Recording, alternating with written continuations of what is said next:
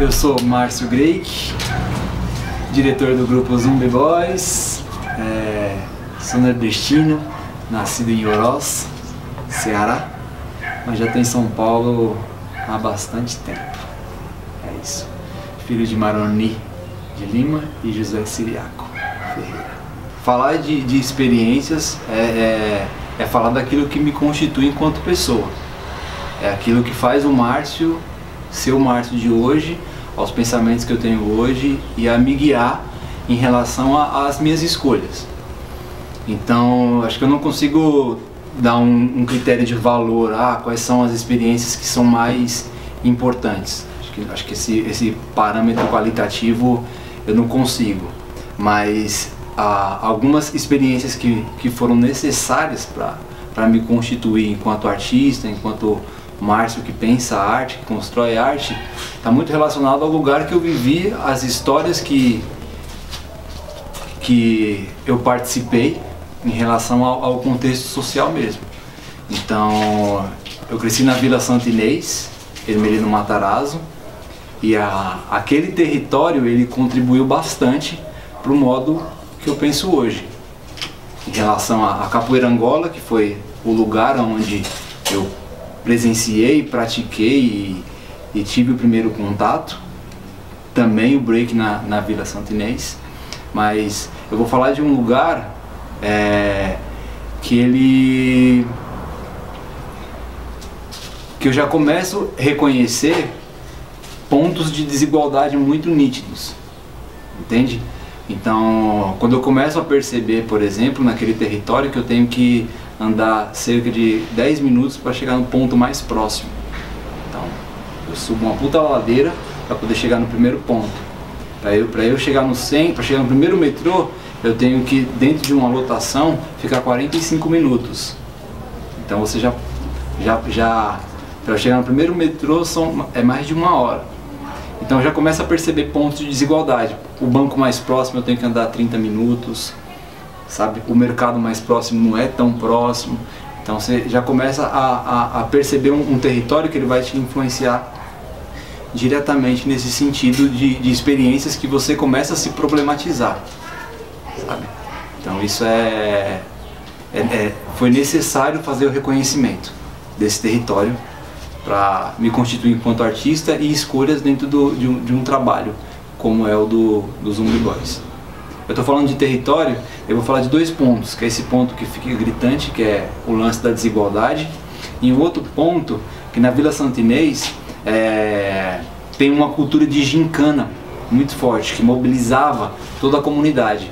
Então existia algumas lideranças que movimentavam alguns jogos, sabe? Então você via corrida de saco, o ovo na colher, você via algumas dinâmicas que eram propostas para as pessoas fazerem dentro da comunidade. Isso gerava um movimento interessante, que eu só fui tomar nitidez e fui reconhecer isso quanto influência no meu trabalho há pouco tempo, fazendo um mapeamento inclusive desse território. Porque é isso, nos meus trabalhos tem muito de jogos, sabe?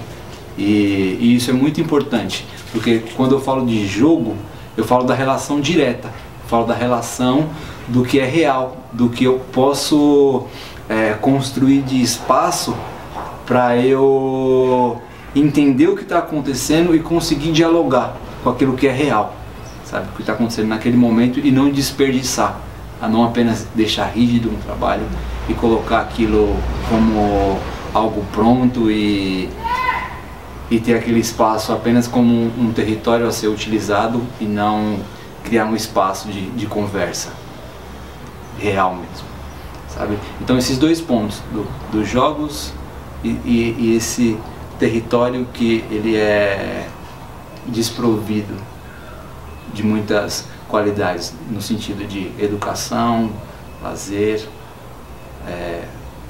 cultura, saúde, enfim, dentro desses aspectos. Em relação à parte artística, a capoeira, porque quando você pratica, logo que você entra, você já tem um conceito que ele tá por trás, que ele está embutido. que é para você praticar capoeira, para você jogar capoeira, você tem a necessidade de alguém. Você não joga capoeira sozinho. Então você precisa do outro, porque você joga com alguém, você tem a necessidade de uma pessoa tocar para você, para constituir o som no qual você vai jogar, no qual você vai dançar, no qual você vai dialogar. Então a capoeira nesse sentido ela é bastante importante por conta desse aspecto que você vai se relacionar e entender a necessidade do outro no seu trabalho e o valorizar, porque você não consegue fazer sozinho. Você precisa de alguém para constituir aquele movimento. Então, nesse sentido, além do que, a capoeira ela tem um ritual, ela tem alguns códigos que se estabelecem para quem é capoeirista. Muitas vezes quem não é capoeirista não vai entender. E muitas coisas dentro da própria capoeira, quem já está há anos, ainda não consegue entender. Sabe? É só o tempo que vai trazer a revelação de algumas coisas, de algumas questões, de alguns entendimentos, de alguns códigos, sabe? E isso é muito interessante, porque se eu faço, por exemplo, isso aqui, ó, se eu faço isso aqui, isso são símbolos específicos, sabe? Para quem já tem uma afinidade, vai conseguir entender, isso aí é uma chamada de capoeira, mas como é que entra? Como é que sai? Qual que é a relação que se estabelece dentro desse jogo? E aí eu volto mais uma vez para a relação de jogo. Então a capoeira ela foi essencial. O breaking em relação à sua questão política também para mim é muito forte. Então todo esse território popular, né, seja ele daqui ou das danças urbanas, eles me afetam ainda até hoje, né? Me afetaram e me afetam. Acho que eles vão constituir esse lugar de experiência que vai formar o Márcio que é hoje, com esse pensamento. Bom, vou falar do Bataquerê, que é um coletivo da Zona Leste de São Paulo, já existente há 15 anos. Então, acho que essa é a primeira experiência, né? Então, enquanto percussionista, tinha a Banda Juventude da Vila, então já é um primeiro lugar, que não o lugar da dança em si, mas já era um lugar de apresentação. Aí, vou falar do Samuad, Rua do Encontro, que é um espetáculo, que é do diretor coreógrafo Ivaldo Bertazzo, que eu participei. Então tem o Samuad, tem o Milagrimas, né? Foram esses dois. No Omistrab eu dancei vários espetáculos. Então, quando eu entrei na companhia do Omistrab, estava exatamente nesse momento de reconstruir, né, o repertório do grupo. Então eu tive a oportunidade de dançar praticamente todos os espetáculos. Então tem um Omistrab, tem um Omnibus, tem o Calçada Plugada, Monta História, aí mais pra frente, Quase Tudo, Diários de Viagem e Cidade. 7 trabalhos dentro da companhia Omistrab. Aí, se você jogar na linha do tempo, esses trabalhos vão se encontrando, né? Enquanto eu estava no Omistrab, também estava acontecendo Zumbi Boys. Aí tem o Beco, que foi o primeiro trabalho. Aí em 2012 tem o Dança por Correio. Depois vem Ladrão, O Que Se Rouba e o mais recente, o Mané Boneco. Primeiro que foi a realização de um desejo, que isso se traduz em você colocar o seu olhar, colocar a sua opinião, colocar a sua discussão, que ela não é apenas sua, né? Ela diz respeito a um território, diz respeito a outras pessoas que também estão produzindo esse espetáculo junto com você. Por mais que eu esteja à frente enquanto diretor e pensando numa concepção, as outras pessoas elas contribuem diretamente, porque também fazem parte desse território, também fazem parte dessa discussão, entendem essa temática e vão contribuir com o que a gente está produzindo enquanto cena. Mas há uma dificuldade de cara assim, primeiro que na época, em 2007, não tem muito esse como fazer, né? Eu tinha minha formação, mas fazendo parte de uma companhia, assim como tantas outras pessoas fizeram essa mesma formação que eu. Então era muito de você olhar e ficar antenado a como que funciona aquilo. Porque se você vai falar de iluminação e o que essa iluminação ela traz enquanto ideia, não teve ninguém para parar e falar assim, olha a iluminação, a utilização do espaço é assim. Não, você vai aprendendo isso na prática, no fazer. Vez ou outra, dentro de um diálogo, a discussão ela aponta para esse fazer, e aí você tem que estar ligado, antenado nesse sentido, para poder pegar e ver o que aquilo tem de importante para você pegar e aplicar nesse seu fazer. Então, se eu for falar assim, né, das dificuldades em construir, a gente também vai falar desse estímulo, né, desse incentivo, que é uma dificuldade, inclusive, que a gente traz para os dias de hoje também. Não muda quando eu comecei para cá, lá em 2007, no Zumbi Boys, para agora, em 2018. A gente ainda percebe um cenário da dança em relação ao mercado muito pequeno, em relação ao quanto a cidade já avançou em coletivos. E que bom, é muito importante que a gente, por conta desses programas de incentivo em relação à VAI, Fomento à Dança, que os coletivos aumentem. Mas é muito interessante a gente, enquanto artista, pensar como que o mercado acompanha isso, sabe? Pra gente se responsabilizar no sentido de começar a movimentar e a tentar fazer algumas rupturas dessas estruturas, para que apareçam outras maneiras de se produzir, para que esse mercado ele se alimente. A gente não ficar dependendo apenas dessas mesmas estruturas que já estão aí, que já estão firmadas. Nesse sentido, né? Firmadas entre aspas, né? Porque a gente vê que quando troca a política e os seus gestores eles não estão muito simpatizantes, né, com o que está sendo construído, eles fazem algum corte, e aí toda a classe da dança já fica, putz, mano, sabe? A gente vê que não é, mesmo essas que já são leis, estão mais ou menos estáveis, tem esse lugar, né? Então é pensar que o mercado que a dança tem hoje é muito pequeno em relação à quantidade de coletivos existentes na cidade. E aí pensar que nós, enquanto pensadores em dança, criadores, também temos que nos colocar e entender que somos responsáveis para pensar esse mercado. E como é que a gente movimenta isso? Como é que a gente cria e desperta interesse nas pessoas? Porque a gente está falando de consumir dança, sabe? Porque as pessoas elas consomem, sei lá, muitos vão para festas, para baladas, bebidas, aí compra todos os seus aparatos, né, roupa, tênis, enfim. Cada um tem suas necessidades e suas prioridades em relação a onde vai fazer com que o seu dinheiro circule.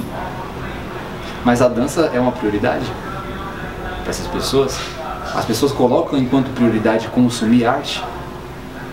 Aí é uma pergunta que fica pra gente.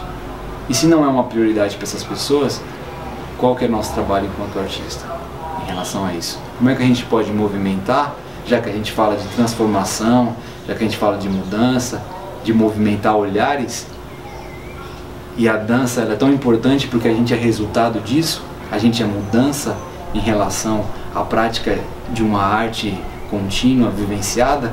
Então como é que a gente, enquanto resultado disso, faz e constrói um espaço para que outras pessoas observem e entendam essa importância, para que assim possam consumir arte. Consumindo arte, a gente está falando de consumir experiência. Quando a gente fala de consumir experiência, a gente está falando daquilo que modifica a gente enquanto pessoa. Experiência é aquilo que vai nos constituir, sabe? Então a gente está falando de consumir aquilo que vai contribuir diretamente para ser quem eu sou, para quem eu quero me construir, para quem eu quero me transformar, sabe? Então uma dificuldade hoje em relação à construção de trabalho está muito em relação a esse mercado e como a gente faz para ampliar. A diferença entre o espaço de construção cênica dentro de um teatro e um espaço alternativo, o espaço urbano, essa diferença ela vai passear por vários lugares. O espaço físico, né, Obviamente você tem um lugar construído, né, que quando você tem iluminação, você tem palco, você tem coxia, você tem elementos ali que foram construídos para criar essa magia, sabe? Existe um pano chamado se eu não me engano é bambolina, que é para você esconder a luz, o refletor. Para quem assiste, não vai ver o aparelho em si, só vê a iluminação. Então você tem a coxia, quando a pessoa ela sai, ela está cobrindo o dançarino que está lá, para a pessoa ter a atenção no que está acontecendo ali. Ó. Então você recorta o olhar da pessoa específico, só por ter um espaço. Sabe? Então você constrói esse ambiente e essa magia dali no teatro. Então esse é um lugar. Na rua não. Na rua você não escolhe o momento que vai vir um cachorro. Você não escolhe o momento que vai vir um bêbado. É muito interessante você não limitar o espaço do público. Falar, por favor, senta aqui.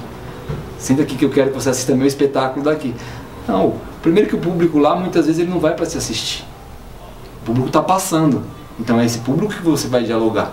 Você tem que primeiramente criar um interesse, criar um lugar, provocar esse espaço, né, de desejo para que a pessoa pare aquilo que ela está enquanto vida pessoal, trabalho, buscar o filho na creche, para poder assistir um espetáculo de dança.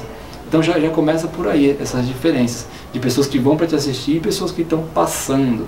Pessoas que você não tem um domínio de que lugar ela vai parar para ver. Se ela vai te assistir de costa, se ela vai te assistir de frente, se ela vai ficar exatamente no meio do seu espetáculo. Então já muda em relação a isso. O que para mim é muito legal, sabe? O artista a pessoa ir para a rua e dialogar para o que acontece. E não movimentar, vou limpar a rua porque tem um cocô de cachorro aqui. Mano, deixa o cara cocô de cachorro lá e dialoga. Aquilo ali vai virar material. Eu não vou parar o carro para ele passar, não. Eu tenho que estar atento para dialogar com esse carro. Mesmo que exista um risco ali, eu tenho, enquanto pessoa, estar preparado para isso. Então tem essas muitas diferenças. Outra, quando você está na rua, você não tem a quarta parede, né? É direto ali o contato, é direto a relação. Então esse espaço de construção ele é muito maior, enquanto aquilo que você desperta nas pessoas. A gente tem aí o vai, que é um primeiro lugar de estímulo, e aí falando também que é um estímulo a um lugar específico, né? São ações, iniciativas nas periferias. Em preferência, né, a essas minorias diretamente. Aí temos PROAC, e aí são vários tipos de PROAC, né? Então tem circulação, tem criação, tem PROAC primeiras obras, aí tem PROAC que é para espaços, né, espaço físico. Então aí você tem uma diversidade grande em relação a esse projeto. Aí vai um projeto do município, o PROAC é um projeto do Estado, né, da cultura. Aí estou meio que fazendo um lugar, né, uma ponte assim de acessibilidade. Então o vai para quem está iniciando, o PROAC é para quem já tem aí uma caminhada dentro dessa diversidade que o próprio edital propõe. E aí a gente vem pro fomento à dança, né, que também é uma lei do município. Aí tem o fomento à dança, tem o fomento ao teatro, agora mais recentemente a lei de fomento à periferia, que a gente tem, para também ações da periferia, só que com uma verba mais honesta, né, para essas ações. Não é para uma linguagem, mas para qualquer ação, né, dentro desse seu pensamento de construção para desenvolver arte e cultura dentro da quebrada. Aí vamos falar de alguns circuitos dentro da cidade, né? Tem aí o circuito de cultura, né? Que são essas apresentações que acontecem dentro dos teatros distritais, onde grupos, companhias vão para teatros como Flávio Império, Arthur de Azevedo, esses teatros, o Centro Cultural da cidade de Tiradentes. Então tem esse circuito, né, onde os coletivos eles podem, por exemplo, acessar e e fazer as apresentações com seus trabalhos também no município. Aí tem o Circuito Cultural Paulista, que a gente acaba estendendo um pouco ao município. Ainda está dentro do estado de São Paulo, mas a gente vai para os interiores. Aí você vai passar para a instituição do SESC, por exemplo, que aí já são vendas diretas, né? Você cria um portfólio, um material de uma estética, né? uma identidade visual do seu projeto, que vai representar aquilo que você faz de alguma maneira, com uma escrita que dialogue com os seus trabalhos, com as imagens, né, do que você desenvolve, e com alguns vídeos curtos que você vai pegar a essência do que você faz para poder circular e apresentar para os programadores da rede SESC, para você acessar esses lugares, né, que a gente falou enquanto mercado. Primeiro é você ter um trabalho de qualidade, velho. Acho que por mais que você tenha um material bacana, uma estrutura estética de uma identidade visual bonita, se você não tem um trabalho legal, ele não se sustenta, sabe? Por causa que o boca a boca ele é essencial. A gente vê que as 2 vezes que a gente fez o circuito SESC de artes, a gente teve uma venda bacana em relação aos espetáculos. Porque as pessoas, primeiro que eles criam meio que um histórico, né, dos grupos que frequentaram, que vira base para as unidades SESC olhar assim e ver, o que é interessante para cá. E aí eles vão consultar e trazer os trabalhos. Muito o que acontece é um programador falar para outro programador, veio uma atração assim aqui, que foi muito bacana, teve uma resposta legal. E aí os outros programadores também se interessam, e aí vira essa comunicação. Quem está começando e está pensando nesse contexto da dança enquanto ferramenta de discussão para ir para a cena, é conhecer todo esse cenário. Então conhece quem está na cena das danças urbanas, então vai conhecer Zumbi Boys, vai conhecer Fragmento Urbano, vai conhecer outros coletivos que não são de São Paulo, então vai ver a antiga Membros, vai conhecer o grupo de rua do Bruno Beltrão. E aí quando eu digo conhecer, não é só assistir o espetáculo, não, vai entender como funciona, um pouco do que vocês estão fazendo aqui, mas é meio que mapear mesmo, por onde esses grupos passaram, o que eles já fizeram em relação a circuito de dança, porque tem uma frase que é legal e que é uma parada interessante. Se alguém já fez aquilo, você pode fazer.